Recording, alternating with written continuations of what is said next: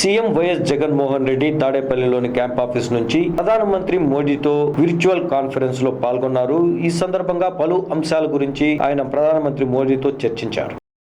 Today 95% of India's trading by volume and 70% by value is through maritime transport. Indian ports handled approximately 1.2 billion metric tons of cargo traffic in the year 2019-20. And much required policy reforms like 100% FDI, Make in India, Sagarmala and Bharatmala have been introduced to ensure exponential growth in this sector. I'm sure that Maritime India Vision 2020-30 document would certainly stand as a testament to the government's commitment in this regard. So I believe that the importance of blue economy in a nation's growth story extends much beyond the maritime trade and the export-import statistics.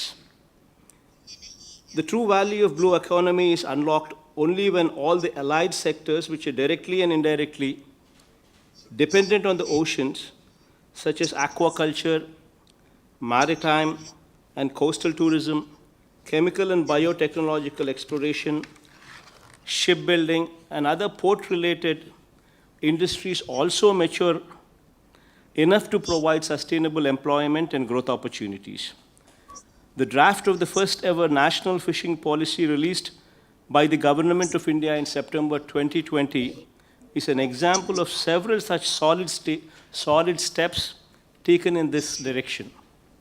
Honorable Prime Minister, Sir, drawing inspiration from your focused agenda to take India's maritime economy to the next level, Andhra Pradesh state government has taken up a lot of transformative steps to leverage its coastal line of 974 kilometers, which is the second longest in India and the longest on the eastern coast of the country, sir. Today, I am proud to say that Andhra Pradesh is ranked number 1 in the country in Ease of Doing Business Rankings 2020-20, released by the Ministry of Commerce and Industry, Government of India. See, one of the factors, sir, that contributed to this achievement is the state government's consistent efforts in developing port infrastructure, support ecosystem, and encouraging port-led industrialization. Andhra Pradesh has one major port in Visakhapatnam, sir, 5 functional state ports, and 10 other notified state ports with world-class facilities that handle more than 170 million tons of cargo per annum, second only to Gujarat. Andhra Pradesh state shares 4% of the total Indian exports, and we aim to reach 10% share by 2020-30, sir. In recent times, several industrial nodes have come up in the state with ports as the focal point for development to further unlock the potential offered by the long coastline of AP. The government of Andhra Pradesh has undertaken development of 3 greenfield ports at Ramayapatnam, Machilipatnam, and Bhavanpadu on an innovative model that mitigates all risks associated with the greenfield port development, thereby making the port operation a risk-free proposition for the private sector. After the development of the port by the government, the operator of the port would be selected on competitive bidding basis, ensuring maximum revenue realization for the government and providing risk-free investment opportunity to the investor.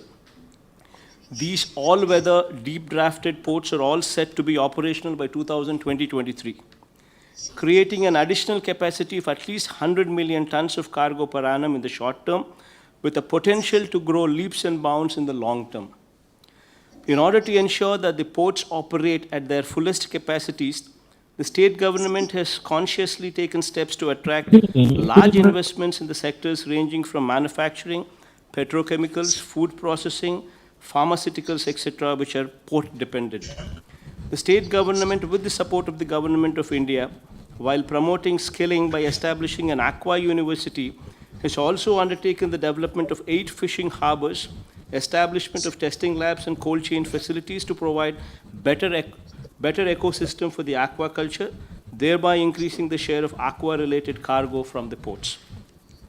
All such well-calibrated interventions are designed to promote port-based industries and develop new economic cities driven by the ports all along the coastline of Andhra Pradesh. Lastly, sir, I would like to extend my invitation to the representatives from various companies from India and abroad attending this summit through the Government of India to invest in Andhra Pradesh, and I assure you the best environment for your operations and the fullest support in making your endeavor a successful one. Thank you, sir.